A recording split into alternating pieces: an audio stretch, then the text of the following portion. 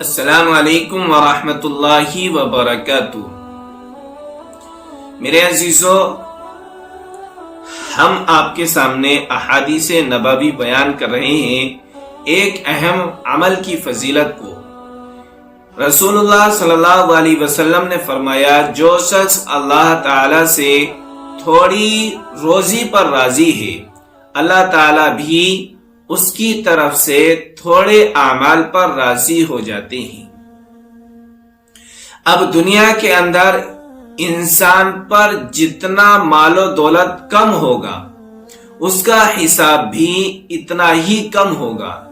ایسا نہیں ہے کہ ہم جب دنیا کے اندر آ گئے، یہاں پر رہ رہے ہیں، کھا رہے ہیں، کما رہے ہیں، کیا اب اللہ کے ہاں ہم سے کوئی حساب نہیں ہوگا؟ میرے عزیزو، اللہ کے ہاں ہماری زندگی کے بارے میں سوال ہوگا کہ ہم نے تمہیں عمر دی تھی، اس عمر کو تم نے کہاں گزارا؟ ہم نے تمہیں مال دیا تھا، تم نے اس مال کو کہاں خرچ کیا؟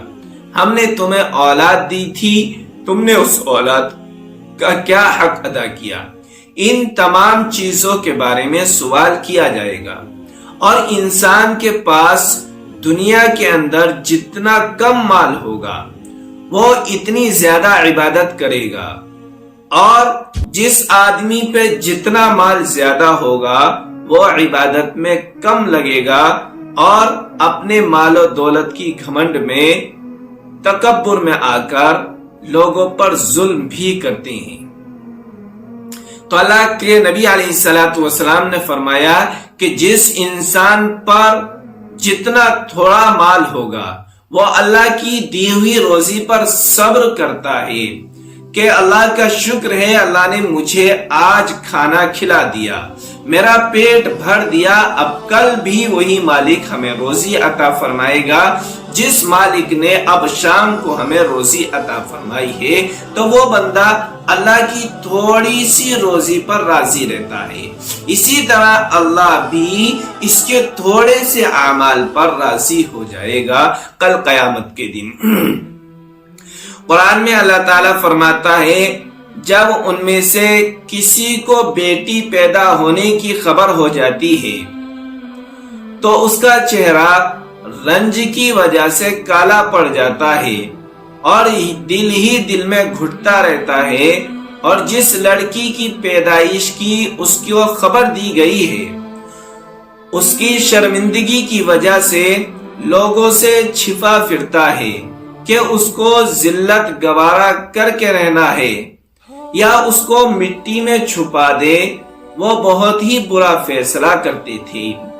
اللہ کے نبی علیہ السلام کے آنے سے پہلے لوگ دنیا کے اندر بے شمار ظلم کیا کرتے تھے، اور خاص طور سے لڑکیوں کی، ماں اور بہنوں کی کوئی عزت نہ سمجھی جاتی تھی۔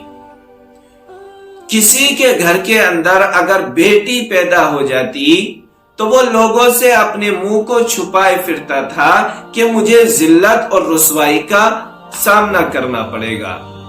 اپنی بچی کو زندہ درگور کر دیا کرتے تھے، زندہ مار دیا کرتے تھے، زندہ گڑھا کھود کر دفن کر دیا کرتے تھے، اور یہ فیصلہ بڑا برا تھا، جاہلانہ تھا۔ اللہ کے نبی علیہ السلام آئے تو اس دنیا کی تاریکی کو ختم فرما دیا، چاروں طرف روشنی چھا گئی، اور اچھے فیصلے لوگ کرنے لگے، ماں اور بہنوں کی عزت کرنے لگے، ان کا احترام کرنے لگے، اور ان کی اہمیت کو نبی نے سمجھایا کہ ایک ماں کی کیسی اہمیت ہوتی ہے، ایک بیٹی کی کیسی اہمیت ہوتی ہے، ایک بیوی کی کیسی اہمیت ہوتی ہے۔ اللہ کے نبی علیہ السلام نے ان کا حق آ کر دلایا، اور ان کو عزت عطا فرمائی۔ مذہب اسلام کی شہزادی عورت کو کہا گیا ہے۔ رسول اللہ صلی اللہ علیہ وسلم نے فرمایا، جنت میں نہر ہے، ایک نہر تو پانی کی ہے، اور ایک شہد کی، ایک دودھ کی، اور ایک شراب کی ہوگی۔ جنت کی شراب میں نشہ نہ ہوگا، اور نہ اس میں بدبو ہوگی، بلکہ بڑی خوشبودار اور لذیذ ہوگی۔ جیسے دنیا کے اندر ہم شراب دیکھتے ہیں، لوگ شراب کو پیتے ہیں، اس کے اندر نشہ ہوتا ہے، وہ لوگوں کو پینے کے بعد میں گالیاں دیتے ہیں اور اپنے ہوش و حواس بھول جاتے ہیں کہ وہ انسان دنیا میں کہاں پر ہے، دنیا کے اندر ہے بھی یا نہیں ہے، اسے اس چیز سے کوئی مطلب نہیں ہوتا، وہ نشے کے اندر دھت ہوتا ہے، جس کی وجہ سے وہ بیہودہ باتیں کرتا ہے۔ لیکن اس شراب کے اندر اتنی بدبو ہوتی ہے کہ لوگ اس کے قریب بھی کھڑا ہونا پسند نہیں کرتے۔ اور جنت میں بھی ایک شراب پلائی جائے گی، اس شراب کے اندر کوئی نشہ نہیں ہوگا اور وہ لذیذ ہوگی، نہ وہ بیہودہ باتیں کر سکتے ہیں۔ بہت عمدہ قسم کی شراب کل قیامت کے دن اللہ تبارک و تعالی نے ہمارے لیے تیار کر رکھی ہے۔ رسول اللہ صلی اللہ علیہ وسلم نے فرمایا، بہترین غذا موسم کا پھل ہے۔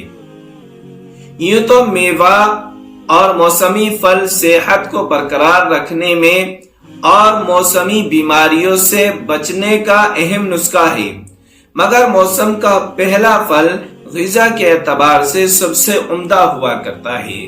جب کسی پھل کی فصل آتی ہے، سب سے پہلا جو پھل ہوتا ہے وہ صحت کو برقرار رکھتا ہے، جسم کو تر و تازہ رکھتا ہے، جسم کو طاقت اور قوت عطا فرماتا ہے۔ تو ایسا کرنا چاہیے کہ جب موسمی پھل شروع ہو جائے تو اس کو کھانا چاہیے، اور بہت ساری بیماریوں سے بھی یہ پھل اس کو بچاتے ہیں۔ اس لیے جیسا بھی پھل کا موسم آئے، جس پھل کا بھی موسم آئے، اگر امرود کا موسم ہے تو امرود شروع میں کھانے چاہیے، کیونکہ بہت سی بیماریوں سے اس میں شفا ہے۔ اسی طرح سیب کا پھل اور موسم شروع ہو گیا تو فوراً اس کو کھانا چاہیے تاکہ صحت اور تندرستی رہے، جسم قوت اور طاقتور رہے۔ ایک آدمی نے رسول اللہ صلی اللہ علیہ وسلم سے نصیحت کرنے کی درخواست کی تو رسول اللہ صلی اللہ علیہ وسلم نے فرمایا، اللہ سے شرم کرو، اللہ سے شرم کرو جیسے تم اپنے خاندان کے نیک اور شریف آدمیوں سے شرم کرتے ہو۔ دنیا کے اندر انسان شرم کی وجہ سے بہت سی غلطیاں نہیں کرتا، بہت سے گناہ نہیں کرتا کہ فلاں آدمی اگر مجھے دیکھ لے گا تو مجھے کتنی ذلت اور رسوائی کا سامنا کرنا پڑے گا، کہ وہ آدمی اپنے باپ کے سامنے زناکاری نہیں کر سکتا، چوری نہیں کر سکتا، کیونکہ باپ اس پر سختی کرے گا اور شرمندگی اٹھانی پڑے گی۔ دوست و احباب کے سامنے چوری نہیں کر سکتا کہ ان کے سامنے تو میں بڑا پاک اور صاف ہوں، اگر میں ان کے سامنے چوری کروں گا تو یہ لوگ کیا کریں گے، ان سے وہ شرم کرتا ہے۔ تو میرے عزیزو، ہر وقت انسان کو اللہ سے بھی شرم کرنی چاہیے۔ اللہ بھی ہر وقت ہم کو دیکھ رہا ہے، ہر وقت ہمارے سامنے ہے، موجود ہے، وہ دیکھ رہا ہے کہ انسان کیا کر رہا ہے۔ میرا بندہ میری فرما برداری کرتا ہے یا میری نافرمانی کرتا ہے، اللہ کے حکم کے مطابق زندگی گزارتا ہے یا نہیں گزارتا، اور اس کا کل قیامت کے دن انسان کو حساب بھی دینا ہوگا۔ اگر اللہ کے حکم پر اپنی زندگی گزار کر گئے ہوگے تو لے کر قبر سے جنت تک تمہارے لیے آرام ہی آرام ہوگا، راحت، چین، سکون ہوگا۔